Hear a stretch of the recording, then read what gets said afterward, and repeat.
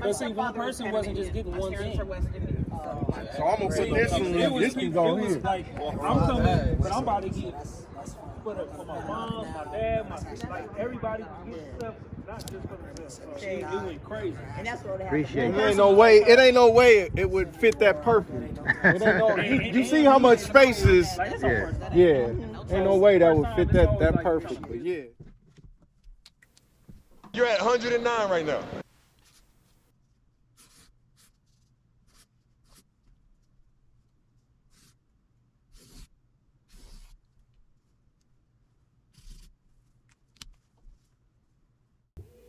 You're at 109 right now. Ichimaru-kyo, Iine. C'est toujours un plaisir d'être là avec vous. Vous écoutez la fréquence 109. Merci à vous. Worshiping this sky god, this God of heaven. Not only worshiping this God of heaven, but according to the text, it even appears as if he had an appointed day to even go into heaven. So we have this scribe called Enoch, whose original name is Emed Ur-Anu. Enoch is a Hebrewized name. So that tells us a lot about the origin of where he comes from. He's one of the Anunnaki. He's already a qualified person above hunter-gatherers. Okay, and it's a fascinating account because, first of all, he's telling us about how he goes on this cloud-shaped object that goes progressively high from place to place, from one heaven to another heaven to another heaven. I'm thinking, well, how many heavens can there possibly be? Well, that was my first big question. I thought, wait a minute. Is there a translation error going on here? And it turns out that the original interpretation is haven, not heaven. So they're havens, they're ports of call. So, Freddie, on my research on the book of Enoch, I've come across some text. You're at 109 right now. The last thing this gentleman says is they are ports of call. I hope you caught that. I think I played it twice. I was getting set up as we get into this. I came across this on my Instagram feed thanks to Mallence. All right, Mallence Bart-Williams. Yeah, Mallence Bart-Williams, right? Anyhow, Mallence is dope. She gave this TED Talk. I guess I'll play a little bit of the TED Talk right there. But watch that TED Talk. It's fascinating, marvelous. It's powerful. Mallence writes this about this video, about what was said. She said, as abstract as it may sound or seem, there are many heavens, possibly infinite heavens, or let's say there are as many heavens as there are dimensions. These heavens are their own realms, their own dimensions. Different beings reign different heavenly orders or heavenly kingdoms and queendoms. Hence, people on earth dedicate their lives and spiritual practices to specific deities that reign particular heavenly realms in order to ascend into particular heavens eventually. To be granted access out, your soul has to vibrate at a certain frequency. Your frequency is your access key. The earthly throne of your soul is your heart, with your womb or sacral chakra as its base, a foundation. If you come from one of these heavenly orders, then you also carry the frequency of your heaven, divine order, your access key, here on earth. In some people, that is very evident as they have partially or fully awakened into their soul's destiny or contract, i.e. agreement, while other people have no real clue about the keys they carry and might just have a faint feeling, but it hasn't yet become comprehensive and tangible to them. The majority on earth are asleep. That's not necessarily a bad thing, only when it affects, harm, or intrusion to the collective. I generally believe never wake a sleeping beauty and never try to put an awakened one to sleep. It's messing up their frequency. That's deep.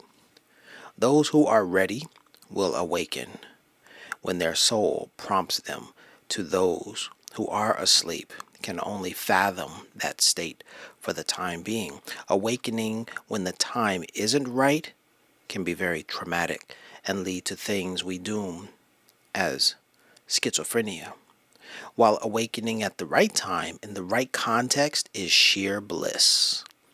I have had traumatic awakenings, and I had those who were well prepared, or I had those that were well prepared, divinely timed, ordained, and guided. These are the best experiences as they propel you on your path, while the traumatic ones may be equally life-changing, but because you weren't ready for it, it was traumatic, and the trauma blocks you from recreating the experience. But as far as the heavens are concerned, it is ultimately your home. It is where your soul will return to. That's deep. And this is what I want to say. This is why I'm making this video, because on earth, I believe that there are spiritual locations. And when you are ready, when your heart is ready, as Mallence, explained, when your heart is ready, you will, well, let's say, if you travel to those locations on earth, when your heart is ready, you will have an awakening experience. You'll have a profound experience. I remember my cousin Anwar said that he went to Machu Picchu and he stood atop the mountain, and it was just this moment of just like beauty, grace, calmness, like so much. And the whole feeling just enveloped him and told him, everything is in its natural order. Everything is just as it is. And he was stressed. He was thinking, oh man, there's some things that, in life that aren't working themselves out. But when he stood there, like everything had, all of those concerns and everything were alleviated. So, like his experience, I imagine, this is my imagining. I imagine that my heart was ready.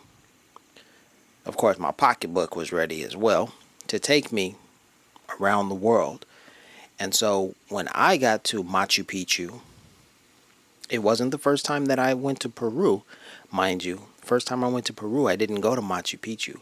But, it came 2 years later that I went to Machu Picchu. Anyhow, I was ready by that time. I think I was ready. So when I got to Machu Picchu,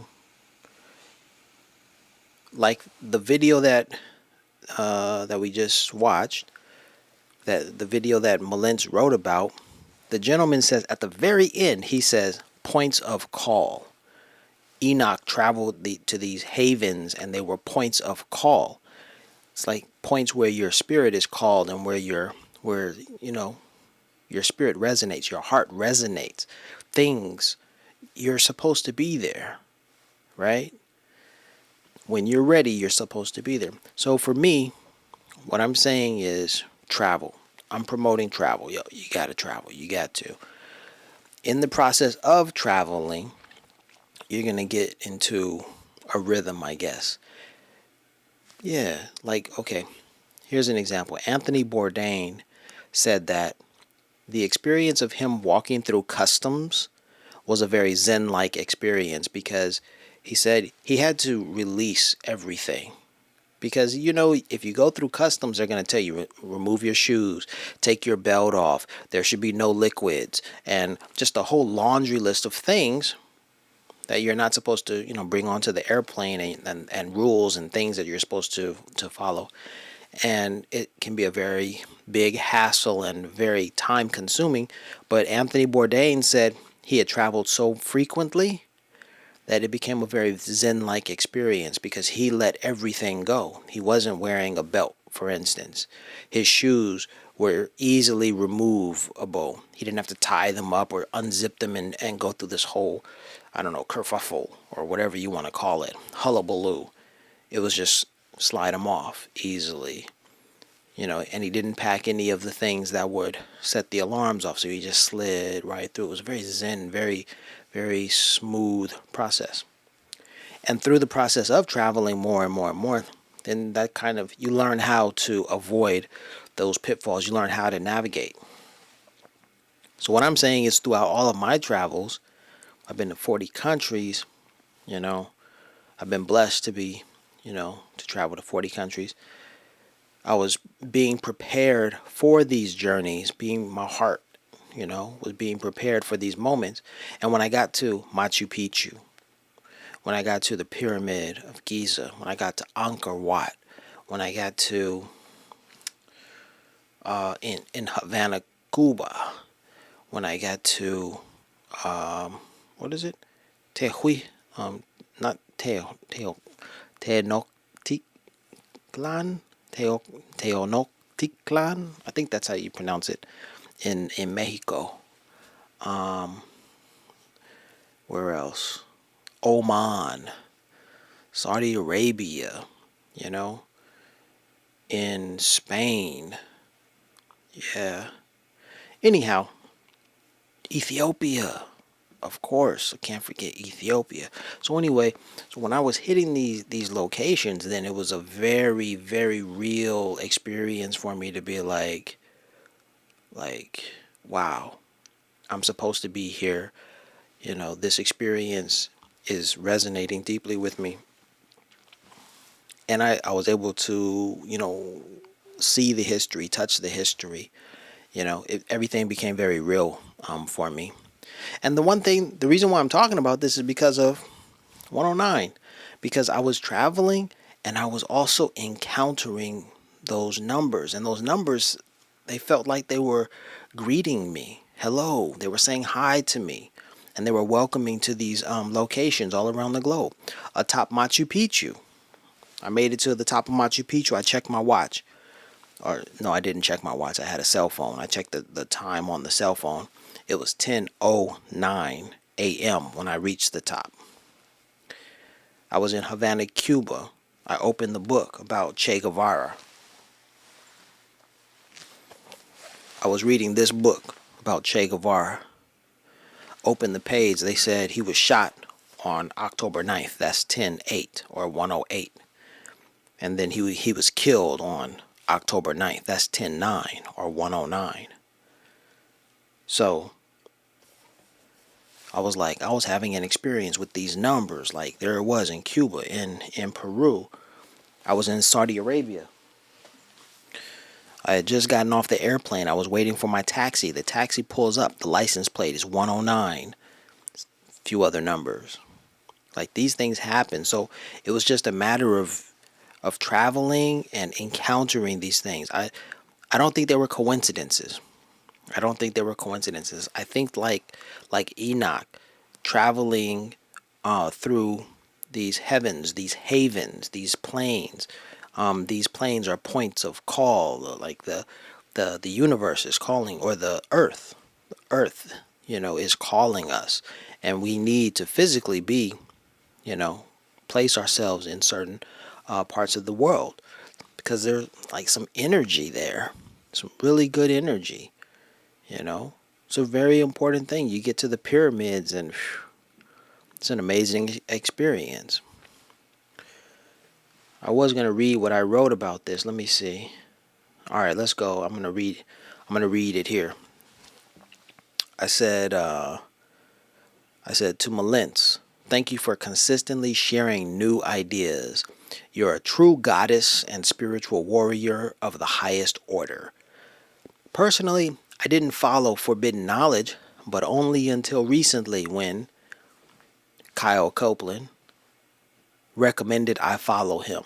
This Haven talk is fascinating and hits home with me 100%. As I traveled the globe, I continually encountered the numbers 10 and 9, specifically 109. My encounters with 109 can best be described by your caption. My soul was being prepared every time I would see 109.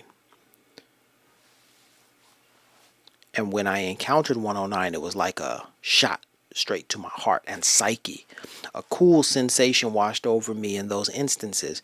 Every year, a little more, until a crescendo event in 2019. Before 2019, I often found myself in a zen-like state whenever I encountered 109. I was usually calm, at peace, and my mind was unencumbered with doubts or confusion. Clarity best describes it. Also, often I was free to explore the globe on my own terms. When I found 109 in South Korea and Japan, I didn't make much of the significance of the number, but only to think that they were allusions to my birthday on October 9th.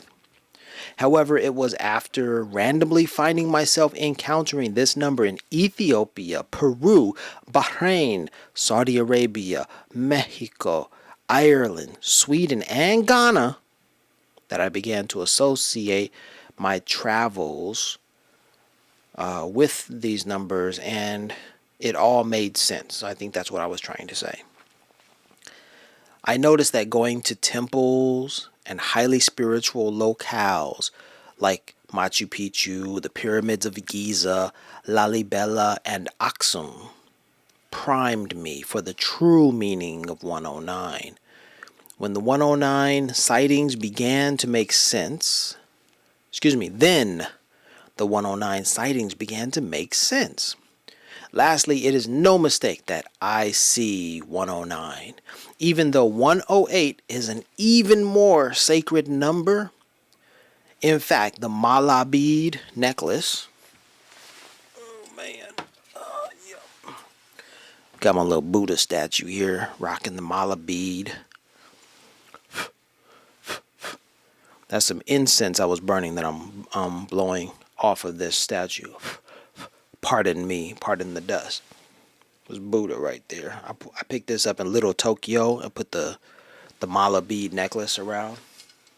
There are 108 beads on this necklace, and this is the number 109th bead. It's the guru bead.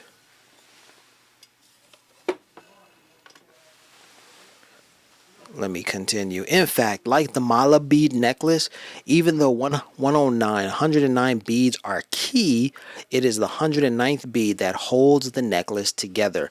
Metaphorically, I am the 109th bead. My 109 encounters, not the number, I'm not counting the encounters.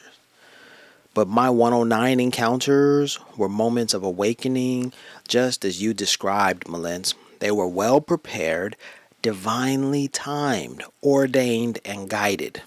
That's what I believe. Romans 10:9. You have to read that verse. Romans 10:9. Also read my book, 109, and it says, be inspired by my journey. Excuse me. I need a copy of my book now. Where is it?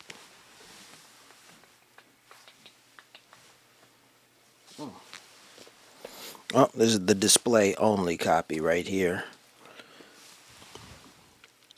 There's my book, available at iSee109.store.